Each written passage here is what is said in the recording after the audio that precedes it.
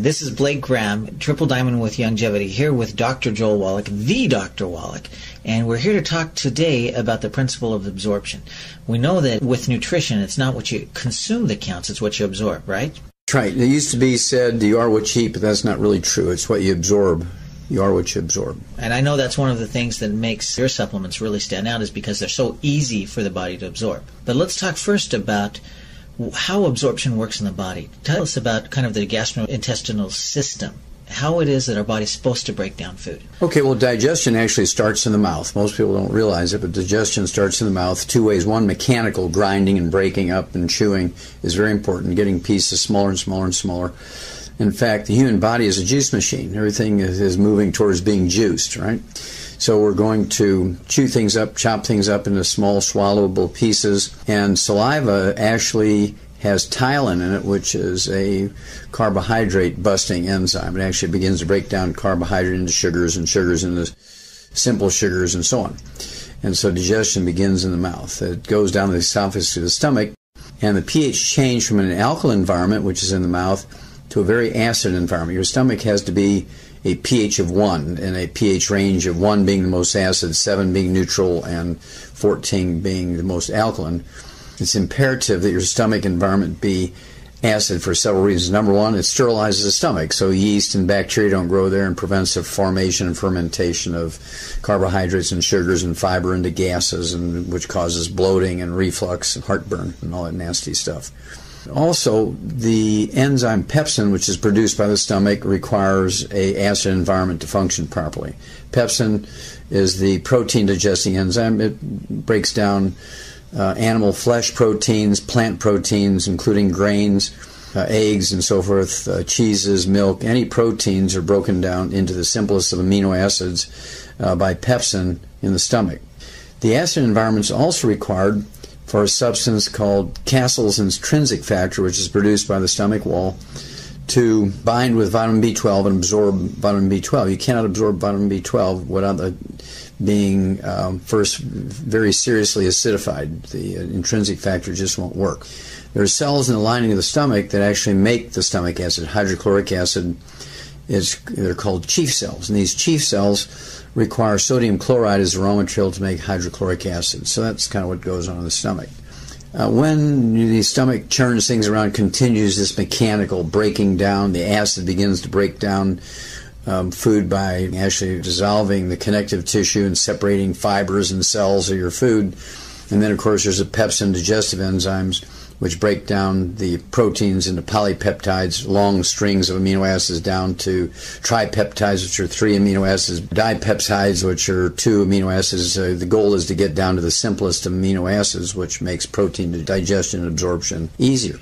Then as the food moves into the duodenum, some people say duodenum, but duodenum is how I learned it. The pancreas and the liver both empty into the common bile duct, which then empties into the duodenum.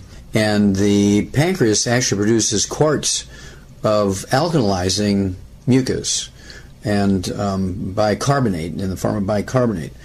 And the purpose is to alkalize the duodenal environment because the pancreatic enzymes and the intestinal enzymes only work in an alkaline environment. So you got to switch from being very, very acid to very alkaline. So all enzymes are very pH dependent. Absolutely. They work in a certain pH range, and if you get out of that pH range, those enzymes aren't as effective.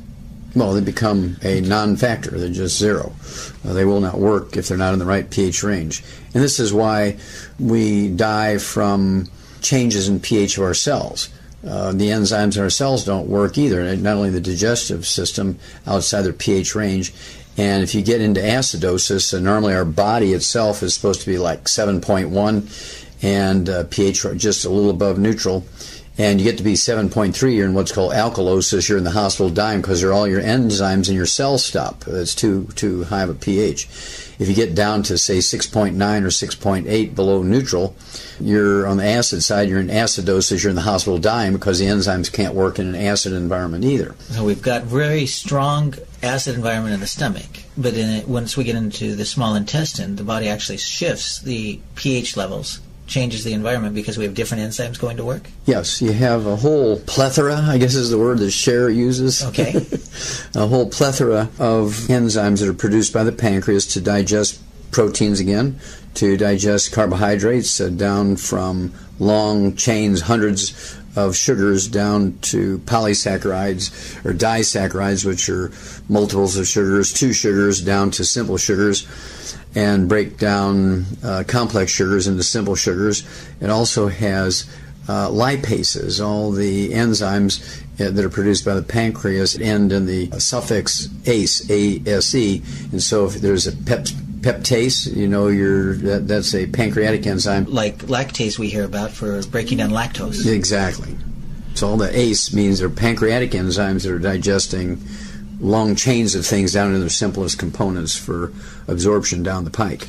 And once we break them down, then we still have to absorb them. That's correct. How does that work in the intestines? Well, I got one more piece going on here, and that is the bile coming down the bile duct, which is produced by the liver, the largest gland in the body, is designed to do two things. Number one, homogenize fats, take them from big, large molecules of fat down to little droplets in a very uniform fashion, purpose of which is to absorb fats. So when the fats are attached to bile salts, you absorb these fats easier. You go from large fats down to fatty acids, okay, or triglycerides, which is a 3-carbon glycerol with 3 long chains of fat on it. Triglycerides, that's where that comes from. And so the bile breaks all that down into the simplest of fats called fatty acids. Then the bile also helps you absorb fat-soluble vitamins, A, D, E, and K. Also, the bile from the liver helps you absorb cholesterol, the good fats, very important to everything from your cell walls to your brain to nerve insulation and storage of energy and so on.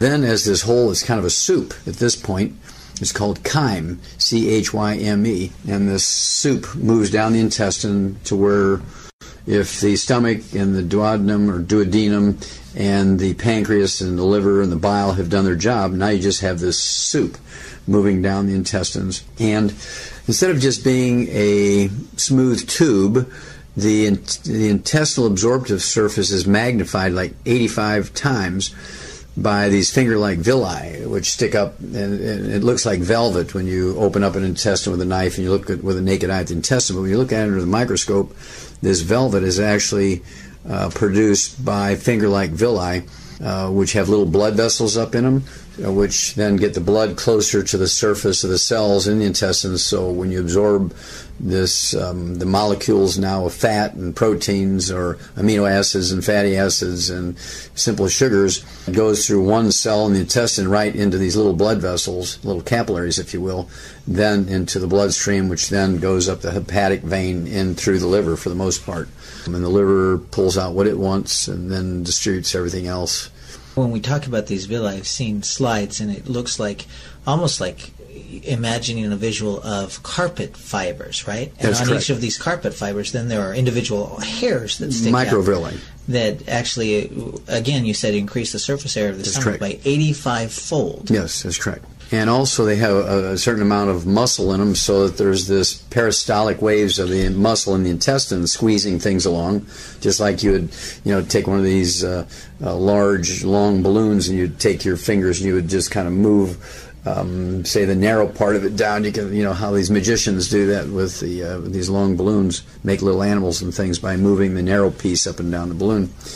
With their hands. Well, the muscles in the stomach do that, the muscles in the intestinal walls do that, and the muscles in these little villi do that. Additionally, there's a wave-like motion. In addition to this large muscular motion, there's also this wave-like motion of these villi that move things along. And also it opens up the space between the villi so more stuff, more of this chyme can get down in between them and be exposed to the surface area. Now, is that why when people have inflammation, it really decreases the absorption area? They get inflamed and food can't get down between there? That is correct. That's one of the things that happens when you have inflammation for any reason, whether you have an infection like salmonella, you get a salmonella infection, or you get food poisoning and everything comes out the other end because you can't absorb it. These little villi swell, as you can imagine. Right. And they swell, and it closes off that space in between them, as you point out. And even the tips of them get all inflamed and swollen, and so they cannot perform their function, or absorption is reduced to almost zero at that point. Now, what's the role of the good bacteria in our intestinal tract? What does that do for our bodies? Well, the good bacteria, 99.9% of them are in the colon. They're not in the stomach, which is sterile if you have the right amount of acid. They're not found in the small intestine if you have the right amount of alkali. And so the good bacteria kind of survive. I mean, let's say you swallow 1 million probiotics, maybe only 20,000 get through your stomach because the acid kills them all. Right. Okay? Then out of the 20,000 gets into your small intestines, maybe another 10,000 die because of the alkaline environment. So that maybe only 10,000 make it to your colon. But when they get there, that's the perfect environment for them, pH-wise, oxygen-wise, and so forth. And they begin to flourish and reproduce themselves, and 10,000 will become billions. And what do they do? Well, they actually fend off bad bacteria by just being there and growing their presence. They're called commensals. They're just there. Most of them don't produce anything good for us, but their presence crowds out the bad guys. There's also a symbiotic relationship with some of these probiotics in that they produce vitamin C, they produce vitamin B12, they do all kinds of nifty stuff by producing certain vitamins. And this actually happens in animals in their digestive tracts as well. I always smile when vegetarians say, well, look, there's a cow and an elephant, and they eat grass, and look at them. Why can't we just eat vegetables? Well, when you look at a cow or a deer or an antelope, these are four-stomach animals, moose and yaks and very large four-stomached animals. Well, there's probably a reason why they have four stomachs. Well, if you think about it, if you look around the world, what is the most, other than rodents, what is the most common vertebrate you see other than human beings around the earth?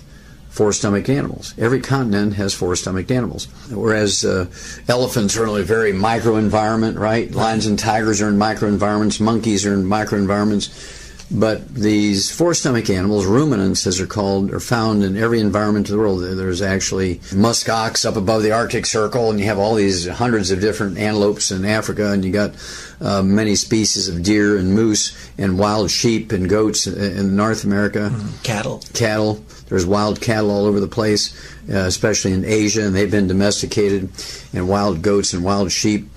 And so these things are very universal because they're able to digest things that nothing else can digest. They can take grass, which is essentially useless to all animals, but what they do is there's four stomachs, and the first two are kind of mechanically breaking things down, but the third stomach is called the rumen, and in a cow, it contains 40 gallons of fluid, and it's a big fermentative vat. It's kind of like making beer in there, right?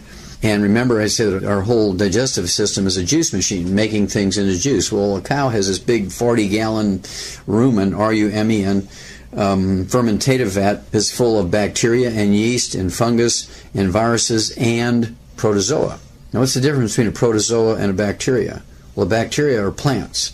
Protozoan are animals, and they have little villi, like little oars in a boat, and they move around with these little villi, and they consciously move from here to there, and they have pumps that move things around. They're little animals. And so it's this big vat that's breaking down the grass so that the cow can access the nutrients in it. That's correct, and that's a simplistic way of putting it. It's more complex than that, in that the enzymes produced by the bacteria and the fungus and the yeast break down the grass, which is cellulose primarily, like a heavy fiber, and it breaks it down into carbohydrates and complex sugars and then simple sugars. Well, then other bacteria take those simple sugars and ferment them and add nitrogen to them and turn them into amino acids.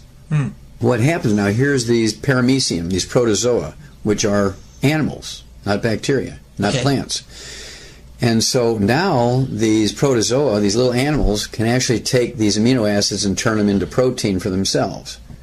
Then they also can take inorganic minerals and convert them, the bacteria turn them into chelated minerals, which are inorganic minerals that are combined with the amino acids, right? Now these little protozoa can use them, minerals for themselves, and then the cow eats the little animal.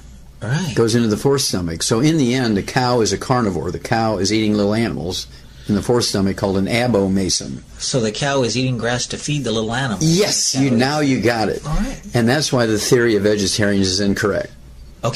Because we cannot survive eating vegetables. So cows and all ruminants, whether they're a giraffe or a wild cow or sheep or goat or deer or a moose or a yak or muskox, or any of these four-stomached animals, the common thing is, you hit it exactly right. They're eating this grass to feed the little animals, which they then eat. Wow. And we know from your Dead Doctors Don't Lie audio cassette that having those chelated minerals are so important, because inorganic minerals we just don't absorb. Exactly. Inorganic minerals, even for animals, they eat clay and all that kind of stuff, again, to feed these little animals within inside of them. And inorganic minerals are only usable 3 to 5%, 3 to 10%. And the four-stomach animals do a little better job than the single-stomach animals, like monkeys and horses and things like that. And you and I, of course. And this is why, in crossing the prairie, it was much more efficient to use oxen, big, large teams of oxen, pulling the wagons than horses. Because if they used horses, they had to carry extra wagons hauling grain to feed the horses. They couldn't survive just eating the prairie grass, where the oxen could, because of the four stomachs. Well, it's like the eco cars we talk about. They can get further on less fuel, essentially, because you don't have to carry fuel around with them with the oxen then. Exactly. So in the human digestive tract then, since we don't have the four stomachs, we obviously have to have food that's from various sources, because we can't break down the grass. But when we get to the colon with the good bacteria there, is there anything else that we need to know about what that good bacteria does? And I'd like you to mention a little bit about the appendix, because most of us have been taught that the appendix is just, something in there that we don't know what it's good for. Maybe the good Lord put it in there so surgeons would have something to take out, right? But, well, that's what they think, I'm sure. But I know that there's a reason for it. Well, there's multiples of reasons, but one of the main ones is, you've all heard of T cells, right? Right. T cells. T cells are activated by the thymus gland. That's why they're called T cells, T for thymus. Yeah, often killer T cells, they're part of the immune system. You got it. And they can't function until they're activated. The switch is turned on when they flow through the thymus. Okay. That's why they're called T cells. And if you surgically remove your thymus or you kill it with radiation, you'll never have active T cells. You'll have lots of T cells, but they won't be activated and can't do anything of any consequence for your immune system. Well, there's another set of white blood cells that attack foreign invading bacteria and viruses and fungus and things, cancer cells. They're called B cells, and they're activated by the appendix. Well, wait a minute. If you have T cells that are activated at the thymus, you can understand T for thymus, T for T cells. Why would you have the appendix activating B cells? Well, that's because they first realized this in the bursa of Fabricius in chickens, which is the appendix in chickens, called the bursa of Fabricius. A fellow by the name of Fabricius figured it out, that these cells, these defensive white blood cells, are activated by the bursa of Fabricius in the chickens, and so he called them B cell for bursa. Okay, so if somebody doesn't have their appendix because they have you cannot activate the B cells, so and you lose a significant portion of your immune system. When we need to make sure that the nutrients get absorbed in the body, then we need to look at our body's ability to digest it. And since it starts in the mouth and in the stomach, and we need an acid environment, what are some of the things that our bodies need to produce acid? Now, you mentioned, like, we need NaCl, table salt, right? Yes, NaCl, sodium chloride. Right? Mm-hmm. And chemically, HCl, hydrochloric acid, has the same chloride ion that salt does, right? That's correct. So do we need to have salt in our diet in order to make hydrochloric acid? Blake, it's an essential nutrient. You cannot live without sodium chloride. Anybody who says you need to restrict salt should be put in jail for reckless endangerment. This is what acidifies your stomach, and people who do not consume salt will set themselves up for many, many, many diseases and increase their risk of allergies, because you can't break down proteins into the simplest of amino acids. These dipeptides, 2 amino acids, tripeptides, polypeptides, multiples amino acids, become allergens. You can absorb them in your bloodstream, but your body recognizes them as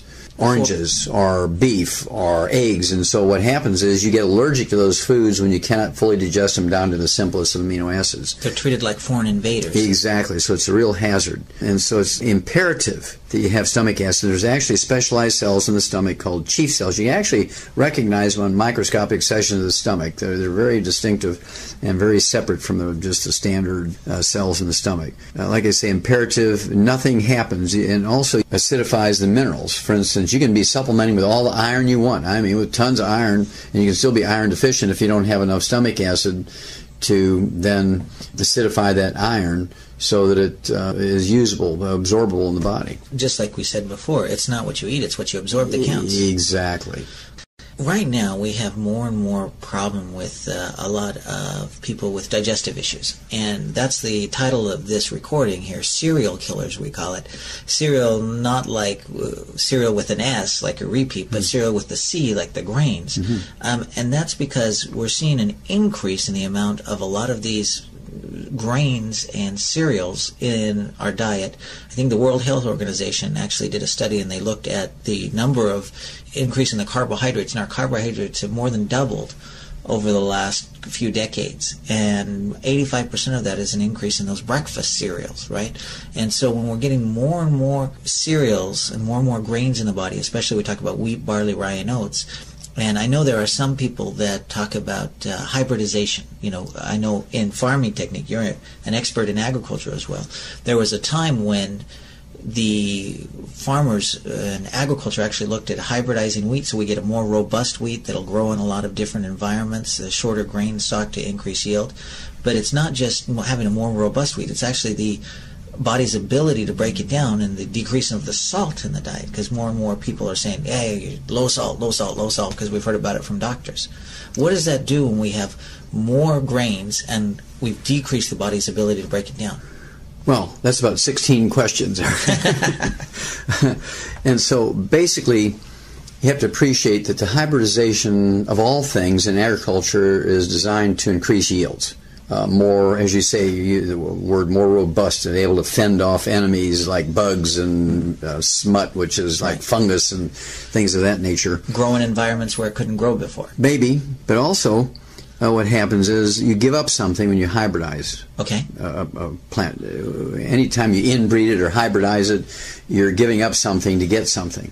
In the case of better defenses to fend off, again, yeast and bacteria and fungus and viruses that attack the plants, so you don't have to use pesticides. You're able to grow them in a more organic sort of way. You're avoiding more chemicals so it's not intended to be a bad thing to hybridize them, because if you build a plant that can fend off bugs and bacteria and viruses without the use of chemicals, that's very good. Right. Unfortunately, there's always unintended consequences. One of the unintended consequences of hybridizing wheat, for instance, is the reduction in protein. Back at the turn of the 20th century, depending on the strain of wheat, the species of wheat, you had anywhere from 13 to 17% protein. Well, today it's about 3% protein. So the amount of protein goes way down by hybridizing grains to fend off parasites and bugs and so forth. And as a result, it's almost all carbohydrates now and very little in the way of protein. And so this is why in the livestock industry we had to come along with soybeans to add to animal feed to raise the protein levels, because grains, greater yields in terms of tons and bushels per acre, doesn't have enough protein for them. And so we had to add the soybeans to bring the protein level up to satisfy the need for raising livestock, either for reproduction or fattening in the feedlot for steaks and chops and so on. So the increase in carbohydrates, could that be an increase in like cellulose? It is partially an increase in cellulose. And cellulose is what makes a carrot pop when you break it and you bend it. Cellulose is what makes a stalk of celery stand up straight.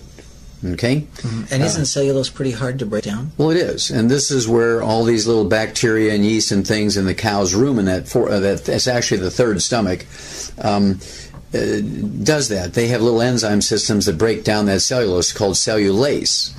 Okay. Human beings don't have cellulase. And so we don't do a very good job. We don't have that big third stomach with 40 gallons of all these bacteria and yeast fermenting the stuff with cellulase breaking down that cellulose, right? So what happens when it's not broken down? What does that do to the villi? Well, that alone won't do much to the villi, but it can give you a soft stool, or, a lot of people use fiber as another term for cellulose, fiber. And they use that to have a bowel movement. It makes the transition time, the movement time from the mouth to coming out in the bowel movement in the toilet, shorter. Okay, and this is what helps people that are constipated, is that's cellulose. That's what fiber is cellulose. Okay, right. And so it can be medicinally useful as long as it's a neutral type of cellulose. If it comes from foods that cause intolerances, not allergies necessarily, but intolerances that can create more problems and other unintended consequences. Well, explain to us what you mean by intolerance, because this is, I think, a new term for most people. When most people think of food allergies, but we're talking about something that's not a blood allergy, an allergic reaction that happens when undigested particles get in the blood. It's something different. You often call it like a contact allergy. Yeah, sure, exactly. You've hit the nail on the head there, Blake. The typical allergies, whether you're inhaling them, like dust and pollens and things, they get into your bloodstream through your lungs.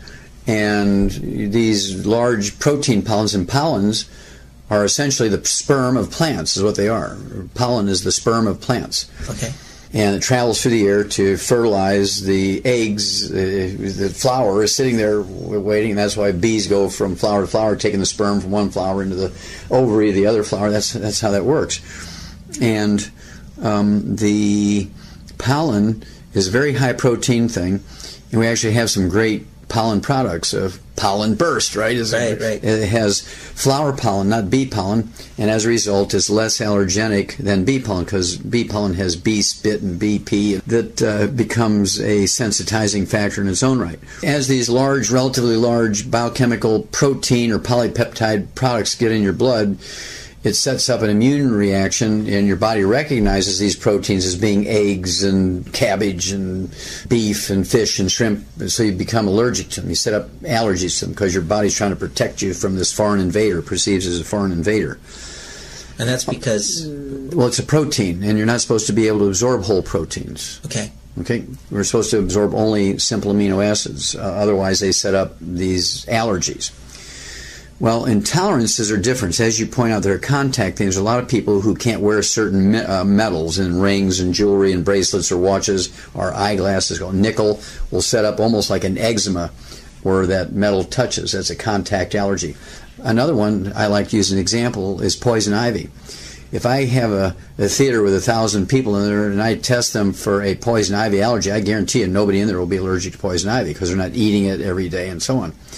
On the other hand, I guarantee you they're all intolerant to poison ivy because poison ivy actually produces and releases a toxin to defend itself against foreign invaders. It fends off bugs. You never see bugs eating poison ivy. Right. Okay, you never see animals eating poison ivy because after one time they won't do it again. Right. And that's its defense. That defense, that intolerance to that toxin or that poison or that contact poison that's produced by the poison ivy, it makes your skin have almost an eczema, dermatitis, or psoriasis-like reaction. Now, the same thing happens when you consume foods you're intolerant to, not allergic to, but intolerant to, because this food will produce a contact intolerance, contact allergy, if you will. You don't have to absorb it to react to it. Right, so it's a contact allergy, not necessarily just on the skin, but contact with the intestinal lining. Yeah, and I don't like to use the word allergy because it's not a true allergy, and people, well, we tested you for a wheat allergy and you're not allergic to wheat, but you're still going to be intolerant to that gluten, okay? And so you have to really use the correct words here, otherwise people say, oh, my doctor tested me for wheat allergies and I'm negative. Well, you can still be negative to wheat allergies and be intolerant to wheat proteins. Okay. Well, it's two totally different things. Before we go into what's happening there with that, just to reiterate, we're seeing more and more wheat, and people think eating healthy means eating whole grains, and so we have a lot more wheat in our diet, and at the same time, with the decrease of salt, with it, maybe we talk about the minerals in the soil, and fewer minerals in the soil tends to mean fewer enzymes in the plants when we eat them, and so they're harder to break down. Do we see that happen? We don't require enzymes in plants to break down. That's a myth. Okay. We don't need enzymes in our food. Okay, because we produce our own enzymes. Yeah, if you're getting all your nutrients and everything's perfect, you're producing all the enzymes you can eat. Everything you eat without enzymes in it, and you'll be fine. Right. Okay. But your body has to, in order have to... raw materials. Right. And in order to have the enzyme that breaks down wheat work, you need a pH of about, you said 1.5, 1 to 1.5 pH? In the stomach, that's correct. So super acidic environment. What happens if you don't have that strong of stomach acid, if you haven't been eating salt? Well, then the pepsin won't work. It won't digest wheat, barley, rye, and oat proteins, or egg proteins, or fish proteins, or clam proteins, or any kind of proteins down into the simplest of amino acids. So we get undigested wheat, barley, rye, and oat protein that's into the intestines. You got it. Now it becomes a dangerous chemical. Okay. It's like little slivers that go down there and become and then they create... It's not a mechanical thing. Okay, more than just a mechanical. Yeah, and slivers implies to me mechanical stuff, like splinters and and microscopic splinters, and so it's not slivers, so I wouldn't use the word slivers. It's actually a protein. It's a microscopic droplet of protein. Okay. So it hasn't been digested. It touches these villi, and what happens? It's like poison ivy. Okay, this is like a toxin of poison touching that villi, and it swells up. And because it swells up, we've cut down the ability of the food to get you reduce the surface area, right, which messes up our absorption. Plus, when that villi swells, it not only swells on the outside to close off that space in between the adjoining villi, but it also squeezes the blood vessel on the inside, because the swelling also goes the other direction. Okay, on the inside, it shuts off that blood vessel, so even if you can partially absorb some of that food, it doesn't get into the bloodstream because there's no blood in there anymore. There's no circulation. And this is why you have problems in another way when you have what's called celiac disease. The villi actually die, and they will die because of cut off circulation. Exactly. Okay. And they die, and so now you're losing 10%, 25%, 50%, 75%, 80%, 100% of your absorptive surface. And now your intestines are just a tube, and there's actually scar tissue right behind all those dead villi, trying to protect you from the invasion of the bacteria and acids and alkali and all this other stuff. Now, when you've done all of these autopsies on both people and animals, did you see this? Oh, yes. It's very dramatic and very easily diagnosed at autopsy or biopsy, and so you can actually feel it when you do surgery. You can run your hands down the small intestines, and you can actually feel areas. And this doesn't happen all at once. It's not like turning on a switch, turning off a switch, like all your intestines go at the same time. A small baby, when they're born, if the baby is sensitized to gluten, the mother's eating wheat and she can't digest them properly, and she has asthma, and she's got things like eczema and other symptoms of celiac disease or irritable bowel syndrome or inflammatory bowel disease, ulcerative colitis or Crohn's disease. These undigested wheat proteins, barley, rye, and oat proteins called glutens, it's a gluten category, will come through the stomach down into the intestine. It will actually touch those villi. They will begin to become, and they actually act as a poison. So those villi shrink, swell up, and there's scar tissue that's formed there. And when this happens, you get, it's almost, again, like eczema on the outside, and your intestines will crack and seep fluid and serum and stuff, and it's a mess in there. Is that the leaky gut syndrome? Yes. We hear about? It can be called leaky gut syndrome, is another name for it. Okay. And doctors will call it leaky gut syndrome, but they won't really make the connection that it's caused by this gluten intolerance. Okay. So we've got inflammation that decreases absorption area and shuts off the blood supply. The blood supply to the villi. We've messed up the absorption. And you mentioned that these are often characterized by a lot of essential fatty acid deficiencies. We know essential fatty acids aren't micronutrients, they're macronutrients. Yes. So your body needs a lot of them. Well, again, this doesn't happen all at once, and these young babies might only have 1 or 2% affected by this damage. Okay. And they get what's called colic. They get colic, and they're just uncomfortable. They're screaming, and they don't want you to touch their belly. They're just really sensitive. And so the mother says, well, my baby can't tolerate my milk, and they put them on a formula, and the baby's fine for a while. Okay. But the baby's been sensitized to this gluten. Now the baby now has a gluten intolerance. So it was undigested wheat, undigested gluten. Undigested wheat, barley, rye, or oat proteins coming through the breast milk that sensitized the baby. Okay, so now the baby's sensitized to it. Yes. It goes on formula. It does fine. It does fine. But then it grows up, starts to eat cereal, breakfast cereal. It starts to eat solid food, is weaned off the formula onto solid foods, and now it goes through the same process again because it's been sensitized, and your intestine has a memory, and it says, oh, there's that gluten stuff, and it reacts, and the villi shrink, and the blood supply shut off, and you go through the whole thing again. But it's not an all or nothing thing. It'll be patches, particularly worse where the intestines curve around because everything slows down to get through there, right. So the contact is longer. And so you have patches of intestines that have inflammatory bowel disease, and patches that are celiac disease, and patches that are Crohn's disease, different degrees of severity, all in the same intestine. But you might only have 5% afflicted in a baby. You don't really see much other than them being colicky, it would be the word, and their tummy's tender and all that kind of stuff. And then the baby, say, gets to 5 years of age, and the baby's got rashes, and they develop asthma, and they cannot absorb things at this point when you have, say, 20%, 25% of your intestines afflicted, particularly cholesterol and particularly omega-3 essential fatty acids, because these are large, complex molecules, and they can't get through this damaged intestine. Do you mind just mentioning briefly here, I know we do it on other recordings, about cholesterol, because a lot of people don't understand that cholesterol is an essential nutrient. Yes, cholesterol, sure, Blake. Cholesterol is an essential nutrient. It makes up a significant portion of the cell wall of each cell. It makes up 95% of the steroid hormones in your body, from your adrenal gland, from testosterone, estrogen, progesterone. It's also necessary as a raw material for myelin, the fatty insulation material in the brain and some of the peripheral nerves. And this myelin in the brain makes up 75% of your brain weight, and it's almost 100% cholesterol. And so somebody who would say to me, oh, my doctor's jealous because my cholesterol without medication is 90.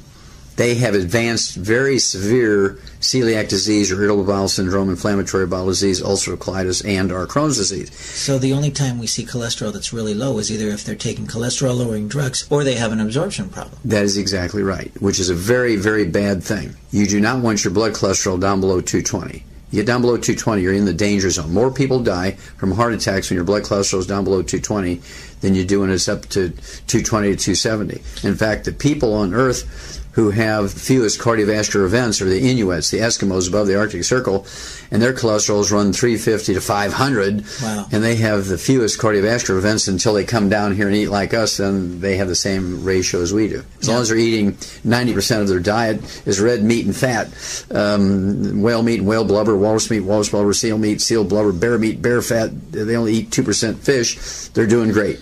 Yeah, but they come down, they get a lot of grains, they develop absorption problems. And they're stir frying and frying, right, and they get exactly. They fry stuff and they clog their arteries because of the inflammation caused by the bad fats contacting the artery walls, and they get arteriosclerosis. Now, for the people listening to this recording, I know one of the things that we often talk about as a sign to how you can tell if you have a cholesterol or an essential fatty acid deficiency is if you ever go in a room to get something, and you get to that room and you can't remember what it is you went to get, that could be a sign. That could be a sign. You can also get cracks in your heels. You can have dry skin. You can have eczema. You can have cracked cuticles. You can have hangnails. All splits in your skin. And you see this, actually, all these things from gluten intolerance are worse during the wintertime. Okay. Always worse during the wintertime. Because our bodies obviously need more essential fatty acids to keep the moisture in during the wintertime when it's cold and it's dry.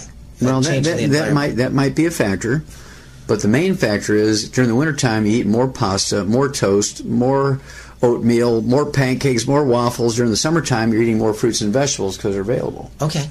And so we change our dietary pattern during the wintertime, and so if you have a gluten intolerance, you're taking in more gluten during the wintertime, and the disease becomes more severe during the winter. So it's an increase of irritants. It's an increase of irritants. You got it. So if we're talking about an increase of irritants, then maybe the reverse would be true. If we get rid of all the things that are irritating the intestines, then do the intestines have the ability to heal themselves? They actually do. Just like your skin, when you cut your skin or burn your skin, it's able to heal itself. It rebuilds itself very quickly, has the capacity to do that. Your intestine has the same capacity. So if you go on a macrobiotic diet, aka gluten-free diet, and the macrobiotic diet was actually created during the 1700s in Germany. The Greeks 2,000 years ago actually knew about celiac disease. And they figured out that when you give up wheat, barley, rye, and oats back 2,000 years ago and eat more rice and corn and beans, lentils, millet, and so on, and things like that, that the disease went away. All these problems went away. And then you started eating wheat, barley, rye, and oats again, you had this problem. Well, in Germany, they created this macrobiotic diet, which is also known as the brown rice diet. There's no magic in the brown rice, but it's the fact that you give up wheat, barley, rye, and oats.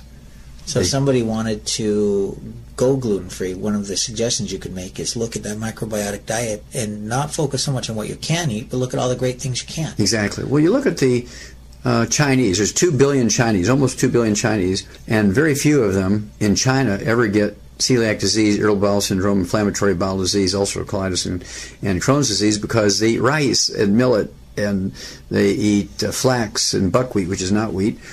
And they eat sweet potatoes and squash and those sources of carbohydrates. And the same thing in America. The people who are meat eaters, the infamous meat eaters who eat meat and potatoes, they have other problems, but they'll never get celiac disease, because you only get celiac disease when you cannot digest wheat proteins. Right. Now, there are some things that I think make the celiac disease worse. You talk about the bad fats, the trans fatty acids, all of those partially hydrogenated vegetable oils, and I'm even seeing fully hydrogenated vegetable oils. Which is margarine. Right. So when those get in there, how do they affect the villi then? Well, they turn into what's called trans fatty acids or free radicals, and these are very egregious chemicals. They actually cause inflammation in of their own right. They're very inflammatory things. And everybody is sensitive to trans fatty acids. Heterocyclic amines are burnt animal fats. Okay. And then you can also have acrylamides, which are superheated carbohydrates like toast and these crispy cereals, crackers, that sort of stuff. And so if you're frying potatoes, you're getting trans fatty acids from the heated oils. Even if they say, well, we fry our French fries without, our oils do not have trans fatty acids. Well, as soon as you heat them, it converts them into trans fatty. You may not start with trans fatty acids, but it will turn to trans fatty acids. Okay. And so that's kind of a lame, not quite true advertisement. So it's burnt oils. Essentially, it's heated oils, just even heated oils. They don't have to be burnt, just heated. And then you're also superheating the carbohydrate in the potato, so you're getting acrylamides. Okay, double whammy. A double whammy. And if you go the other way and you're using animal fats to fry things in, which some of those fast food places do because it really tastes much better to fry potatoes in animal fats, you're getting heterocyclic amines because you're burning animal fats. You'll get trans fatty acids, you'll get heterocyclic amines, and you'll get the acrylamides, all from French fries that are fried with animal fats. And I know that's why you encourage people, if you're going to use any oils type for cooking, that they use butter and do it on low heat so the butter doesn't turn brown. That's correct. You cannot fry with butter. I prefer that you cook everything by roasting, stewing, baking, make soups out of things. Even when you have vegetables you're going to steam, I will then put a pat of butter on the steamed vegetables. It is not quite as hot as putting the butter in the pan and heating it that way. So when you steam a vegetable, you're looking at steamed vegetables, you put a pat of butter on there and it melts them. That's a much safer way to use butter. I just don't like cooking with butter except soft scrambled eggs. Right. And when I soft scramble an egg, I like to put the skillet or the saucepan in a very, very low temperature that I can put my hand on that saucepan before I put the butter in there for 10 to 30 seconds. It's going to be warm, but I can keep my hand there. It's not going to burn me. Okay. Then you can put the butter in there. It's not going to hurt it. Okay. So we use more butter. We cook on lower temperatures. And use water. Cook in water. Cook in water. Okay. And at the same time, we want to probably decrease the amount. Is there anything wrong, even for those people that don't have celiac, is there anything wrong with them decreasing the amount of gluten in their diet? See, here's the thing. If you're eating a lot of gluten, if you're eating a lot of grains, wheat, barley, rye, and oats, cereals, pancakes, pasta, breads, Pop-Tarts, those kind of things, you're in danger, you're in jeopardy if you're restricting salt because you cannot make as much stomach acid, and as a result, the pepsin doesn't work, and then you cannot digest the wheat proteins down to the simplest amino acids, so those large chunks of gluten come down there and cause problems. Let's talk about some of the symptoms of that, because I know we see people with acid reflux or heartburn. That tends to be caused from low stomach acid, not high stomach acid. That's right. And so when they say I have acid reflux, it's a misnomer. It's actually incorrect. And doctors perpetuate that because they want to sell their Nexium and other what are called protein pump inhibitors, which protein pumps is what are in these chief cells that actually produce the stomach acid. And so things like the purple pill Nexium, they poison those chief cells. Yeah, essentially that's what happens. They poison the chief cells so they can't make stomach acid. Okay, then initially you're going to feel pretty good, but 6 months down the line you're going to wind up with all these deficiency diseases you never had before, because even if you were supplementing with those nutrients, you cannot absorb them because you haven't acidified your stomach. And without an acid environment in your stomach, you get bacteria that lives down there and grows, and you eat and it eats and it burps and kicks the... Produces gas. When it ferments the carbohydrates and sugars, it produces gas, which causes bloating, burping, belching, heartburn, and all that kind of stuff. Yeah, and that's what causes, like you said, the heartburn. That's correct. Even weak stomach acid in the esophagus probably is pretty uncomfortable. Over time, yeah, and of course when you belch that up, that weak stomach acid. It might be 5 or 6, very close to neutral. It's like tasting vinegar. You just put raw vinegar on your mouth and it tastes like acid, but it's a pH of 4 to 6. Right. It's not 1.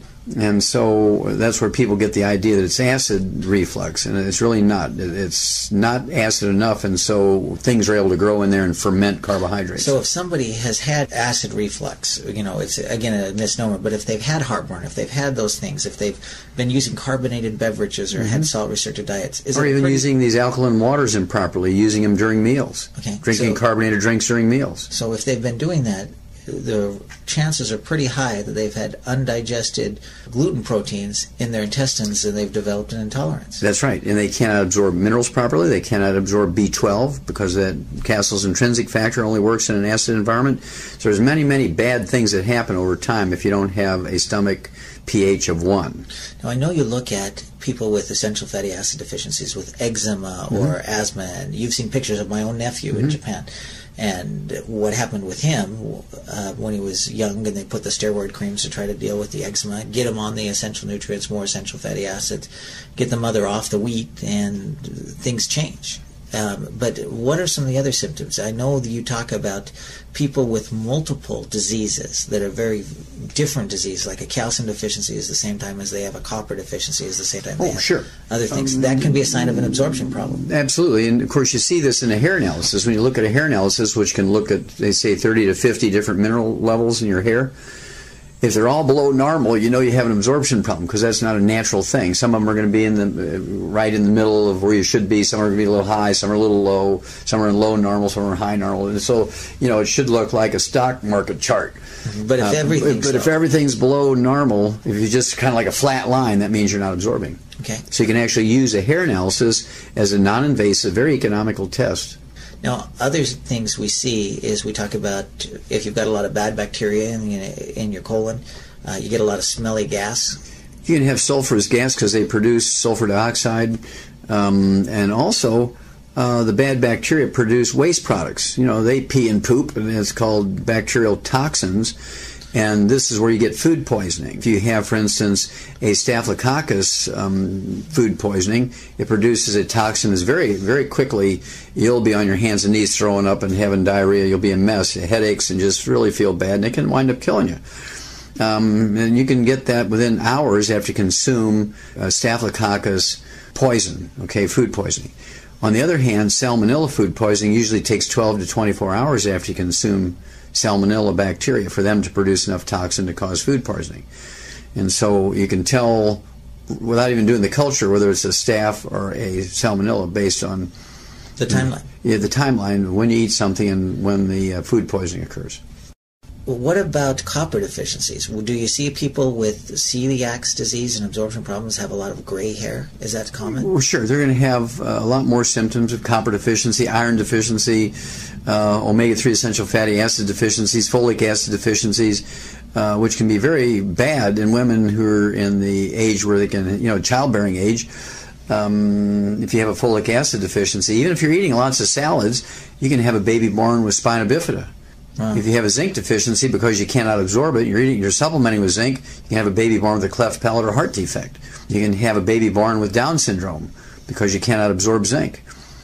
And so these things are absolutely paramount to have optimal absorption of these nutrients. And so you have to pay attention to each digestive compartment: acid in your stomach, alkaline in your intestine, healthy bacteria to fend off the bad guys in your colon. And it's actually a lot of work to make sure all that functions properly and everybody's happy getting all the raw materials they need and keeping the bad stuff away. And this is where the trilogy of books, Let's Play Doctor, Let's Play Herbal Doctor, and the Passport to Aromatherapy come in. This is where the book Immortality comes in. This is where the book Dead Doctors Don't Like Them. I mean, they all talk about these things sometimes in segments. And there's another section in the book Rare Earths Forbidden Cures which talks about hair analyses and talks about how when all the minerals on a hair analysis are below the low normal line, that means you're not absorbing. And I see thousands of these a year. And now we're seeing tens of thousands, maybe millions a year, because it's going up because people are eating more grains and people are being told more and more by doctors to avoid salt. So that combination is very bad. So if somebody is using the 90 essential nutrients, we know if you give your body what it needs, it'll do some amazing things. That's correct. Okay, so you're doing some troubleshooting. They're using it. Most people are going to get results when they absorb it, but if they're not getting results, the first thing we look at is, are they absorbing it? That is correct. So in addition to going gluten-free, and it's important that they stay gluten-free so they keep their absorption. That's correct. We often add an enzyme product to help break it down, and especially people that say maybe they've had their gallbladder removed, and so they're not producing they're not storing enough enzymes to be able to. Well, they're not storing enough bile. Bile. Okay. In that case, it's not enzymes, actually, it's bile. It's kind of an emulsant. It's almost like detergent is what it is. Bile is like a detergent. And it breaks down big globs of oil and fats down to little globs of oil and fats that are more easily absorbed. So for those people, taking a great digestive enzyme and using probiotics, those can also help with people that are going gluten-free to help give them the right environment for the intestines to heal themselves? Well, by right environment, you're talking about digesting foods down properly, right? But you still have to have the proper pH in the stomach and the intestines. Okay. And you have to have some of the pancreatic and intestinal enzymes that are coated so they don't get destroyed and digested in the stomach, which is more acid, right? And so all these factors have to come into play. And then, of course, our ultimate enzymes has ox bile in it to give you that ability to, I call it the gallbladder in a bottle, because it has the ability to, as you point out, give you the right amount of bile when you have a meal, particularly a fatty meal. Now, to know how bile works, what I want you to do is take and put some, like salad dressing oil or even corn oil or something like that in warm dishwater, and it just forms a coating over the entire, kind of like a blanket over the water, surface of the water. You get this oil that's just equally distributed. Take a couple of drops of a liquid dish detergent and put in there. It just breaks up into little beads, like BBs, and just all breaks up. And that's what bile does to the fats in your diet. So how many enzymes and how often should a person take them? Well, I like them optimally to take, say, 2 at the beginning of a meal with a couple ounces of water. Our ultimate enzymes, which has the ox bile, the pepsin, the betaine hydrochloric to make stomach acid. It has the enzymes from the pancreas, pancreatic enzymes. It also has plant enzymes. It has bromelain from pineapples, and it also has papain from the papaya, which are very nice enzymes from plants. We don't need them on a daily basis, but if you have a digestion problem for a support, just like putting a cast on a broken leg, they're used as medicinally in that fashion. You don't need them all the time if you don't have a problem, because you'll make your own enzymes. What about the FlorFX? How often and how many should the person use the FlorFX? I like to use the FlorFX. I like to use the Nightly Essence. I like to use even the Triple Treat Chocolate, which has probiotics in it. Oh, that's great to use probiotics, too. Yes. And you can use those as often as you want. They do not have to be consumed with meals, and actually it's better if they're consumed in between meals, because you have less stomach acid, so more are going to escape through the stomach without getting digested and killed. Now, I've seen oftentimes people be encouraged to take, say, 3 Flora right before they go to bed and 3 with breakfast. Right, and that's what we call Nightly Essence. Nightly Essence you're supposed to take it before bed. Right, okay, great. So in addition to that, this is, again, these aren't standalone products, but they go with the 90 essential nutrients, correct? That is correct. Now, I do have to make sure we say this. When you have celiac disease, and again, this is a progressive thing, it's going to get worse and worse and worse over time. When you get up to where you're 20, 30 years old, and you got 50% of your intestines afflicted, you're going to have 20 diseases. You're going to have eczema, you're going to have asthma, you're going to have periodontal disease, you'll be infertile, low sperm count, you'll begin to get headaches, unexplained headaches, you get low blood sugar, low thyroid, you're getting bone spurs, you're getting kidney stones. All this stuff is happening, and you're going to 18 different specialists because you can't absorb those nutrients. There's nothing that says you can't have 50 different nutritional deficiencies at the same time. Now, what are some of those historical cases? You know, you talk about a lot of famous people that a lot of the audience is probably familiar with that have had these absorption problems. You know, Karen Carpenter, she had an eating disorder called anorexia. Well, anorexia is a self-imposed restriction of consumption of food because you feel bad when you eat food. And almost always is because they have celiac disease and they feel really, really bad when they eat wheat, barley, rye, and oats. And so they just give up eating and they keep going downhill. And they feel pretty good when they're fasting or eating lettuce, and then they start eating breads and whole grains again because they know it's healthy, quote unquote. And then they get sick again, they stop eating. And so there's this downward spiral. They may level off for a while, for a couple of months, and then they start eating those whole grains again, they drop down lower, and over a period of years, usually in their 20s and 30s, they will be really seriously ill with anorexia, and some people can't give up eating, and so they'll throw up the food, and that's bulimia, they realize that if I throw it up, then I don't feel bad. But if I just eat it and leave it go down through my intestines, it feels like somebody's pulling a dry rag through my guts, is how they describe it to me. Now, could obesity also be a result of poor absorption? Oh, absolutely. Because sugar is a very small molecule, and you can absorb sugars and get lots of calories in that fashion, but you cannot absorb minerals, you cannot absorb essential fatty acids, you cannot absorb cholesterol. And mineral deficiencies are what cause the insatiable cravings, the munchies. In animals, it's called cribbing or pica. And as soon as you're taking in enough minerals that you can absorb, all those cravings and munchies go away and you lose the weight. Yes. And the portion control becomes easy to accomplish. But you have to give up the gluten for your intestines to heal to then be able to absorb the minerals. Now, are there nutrients we can take to help the intestines heal? Well, glucogel is a, again, very good source of collagen, okay, which is the connective tissue. And so it's a source of raw materials for the connective tissue part of the intestine to heal. You know, the things that the villi sit on is a connective tissue, essentially. It's like the foundation of a house or a slab that you build a building on. Okay. And that's what the connective tissue is. And all these things are actually welded to that connective tissue. Okay. And the connective tissue, when it gets irritated, it forms deeper and deeper and thicker scar tissue, which makes it even more difficult to absorb things through that scar tissue layer. Kind of like a callus. Yeah, it could be a callus, absolutely. But if you quit irritating it, how long does it take for those things to optimally, if you're really, really good about staying away from everything, gravies, and even making sure croutons don't find their way into your salad, and you pick the croutons up, there's still crouton dust in the salad, or you go to a health food store that sells bulk grains, and there's always somebody there scooping grains into a plastic bag, and then they throw that plastic bag on the belt that takes their food to the cashier, then you put your food on there. Or maybe you're a farmer and you're gluten-free in the household, but your husband or son or somebody's been outside in their clothes mixing cattle feed that has wheat, barley, rye, or oats in it, and then they come in and they throw their clothing in the laundry with yours. You're going to be constantly exposed, even though you think you're not. And so it's very, very important to, you got to be really gluten-free to get maximum benefit. But under optimal conditions, you're avoiding everything that has gluten in it. It's going to take anywhere from 60 to 90 days to see recognizable benefit, and it might take anywhere from 6 months to a year to get perfect 100% healing. Okay.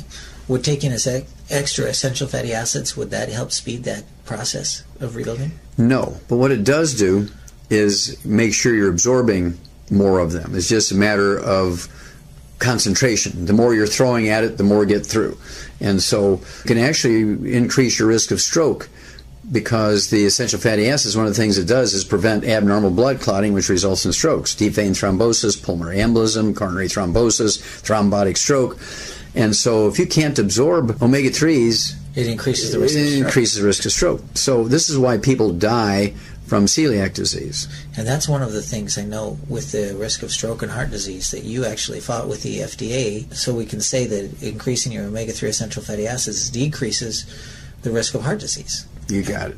Well, is there anything else that people need to know? The basics are be on the 90 essential nutrients. If you have digestive issues, stay away from gluten. Yes. Adding some enzymes and flora can be good. Anything else? Yes, I would wean kids off of, and you hear grandmothers will tell you, well, don't give your kids wheat until they're a year old, right? You hear that kind of stuff. That's because their little digestive tracts aren't prepared for those kinds of things. But if I had my way, nobody under 10 years old would eat grains. Okay, so no, instead of pancakes or breakfast cereals, we'd have more or eggs. Toast, or pasta, or crackers and croutons, and hamburger buns and hot dog buns, and muffins and cake and cookies and all that kind of stuff. I would have them only eat like an Oriental. They're going to be eating sweet potatoes and rice and millet and flax. More vegetables. More vegetables. Eggs for breakfast. Nuts. Nuts for a snack. Great fats, healthy fats. Very little carbohydrates except for peanuts. I don't like peanuts because they have two bad things. One is a lot of carbohydrate. They also have a poison in them called aflatoxin, which causes liver cancer and liver cirrhosis and can cause sudden death if you get a big enough concentration of aflatoxin, which is a byproduct of an infestation of a fungus in stored peanuts called aspergillus, essentially bread mold.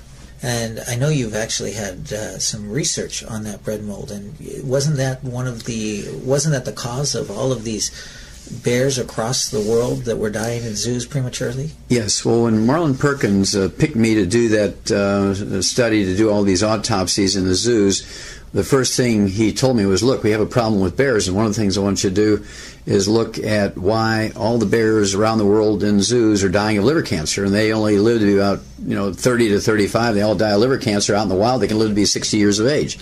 So what's going on there? Well, I had just learned about aflatoxin because it was a very bad year for soybeans, and there wasn't enough soybeans in America, like in the summertime, to make turkey feed so you could have turkeys for Thanksgiving.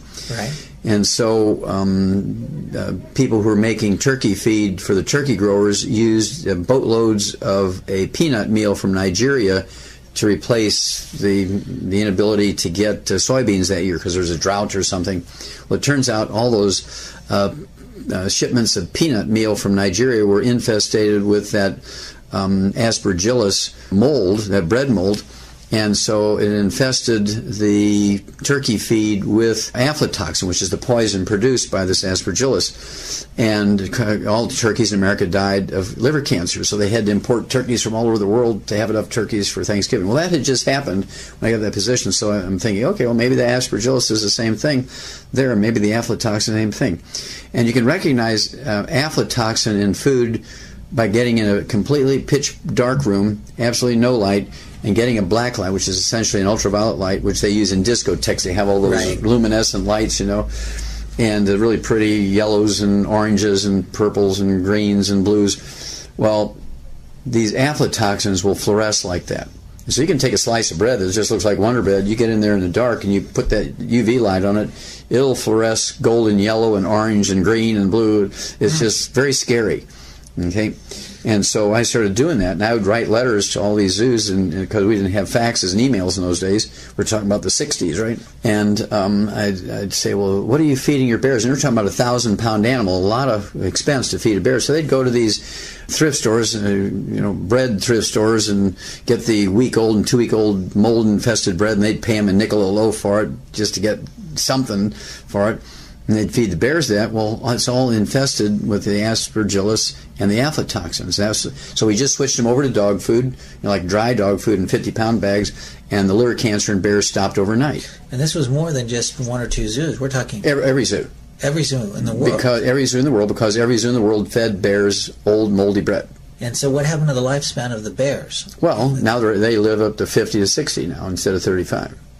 Fantastic. And so that was a very quickie. That was one I got in there in the first couple of weeks. I figured that one out and said, well, this isn't all that hard. Well, can health be that simple for people? Health is that simple, Blake. It is that simple. Once you know the combination, it's like if you have a heavy-duty combination lock and you're there with a sledgehammer hitting that thing, you can't open it. Here comes a little 3-year-old who knows the 3 numbers, right? 007, 007. Yeah. And click, the thing opens up. And the same thing with the secrets of health and nutrition. Congestive heart failure, the most common cause of death in Americans, is a simple thiamine deficiency, vitamin B1. It's the terminal event of beriberi thiamine deficiency. Now, what do doctors do? Well, they give you all kinds of pharmaceuticals and drugs to regulate heartbeat and diuretics to get rid of the fluid that's collecting in your lungs and your chest and your belly cavity. And they give you digitalis to make your heartbeat more effective. And then they put you on the heart transplant list. They give you a heart transplant. So you're looking at $500,000. Well, all you have to do is put people on the 90 essential nutrients, get them off of sugar, which aggravates the thiamine deficiency, and you give them something like the de-stress capsules, which 2 capsules gives you 3,000 times the minimum daily requirement of vitamin B1, not B-complex 100. We're talking about 3,000 times. And so when people have congestive heart failure, I like to give them 6 of those capsules a day, so they're getting 9,000 times the minimum daily requirement. And so you get, and I can legally say this will support and promote healthy cardiovascular metabolism. Give the body what it needs, and it'll heal itself. Yeah, that's correct. And so this is as simple as it sounds. People say it can't be that simple. I mean, otherwise my doctor would know about it. Well, not really, because they're not trained yet. I know from my experience. You know, I was in pre-med, and there was no nutrition in pre-med, and they said in 4 years of medical school you can expect one 30-minute lecture on nutrition with no test. So expecting the doctors to understand nutrition, the MDs to understand nutrition, is like expecting your plumber to know how to fix all the computers. Or do brain surgery. Yeah, it's just really tragic. And of course, medical doctors have such credibility and respect, and in many cases they deserve that. On the other hand, in many cases it's actually a fraud, because the doctors don't know the basic stuff required by the human body, of which they're supposed to be in charge. Right. And one of the things I love about this mission and the message is that you don't have to be an expert to share it. You just have to learn how to share the tools, because I know that I could share your CDs, and it's more effective than me personally going out there and trying to tell somebody all there is about health. And it's easier for them to share it as well. And that's what we do, to share this message with people and hopefully help America and the world. Exactly. Well, we can actually save America, and we can save the world, Blake, simply by teaching people how to take care of themselves, because, again, there's no insurance policy that will prevent or cure disease. When you pay for a health insurance policy, all you're doing is betting that in the future you're going to screw up somehow, and you're going to run up a big medical bill with doctors and hospitals. You're going to need a lot of money to pay them. Doesn't do anything to prevent disease or cure disease. That's your responsibility. That's each of our own responsibilities. People say to me, well, I don't have to worry about it. I got good insurance. Well, no, that's not quite true. It might pay the doctor when you get sick, but you're the one that's responsible to prevent yourself from getting sick. And especially, it's not just our health, it's the health of our families and our kids. And that's right, and grandkids and great-grandkids. I have to start speaking in those terms. All right, well, thank you so much, Dr. Wallach, for your time. Any last words or messages? Well, just remember that if you're not salting your food, if you're not digesting and absorbing your food properly, you could wind up by being damaged by a serial killer. Well, take it from Dr. Wallach. He's a horse doctor as well as a physician, and you know every farmer worth his salt puts out a salt block for his animals, and we need the same thing for us. Absolutely. All right. Thank you, Dr. Wallach.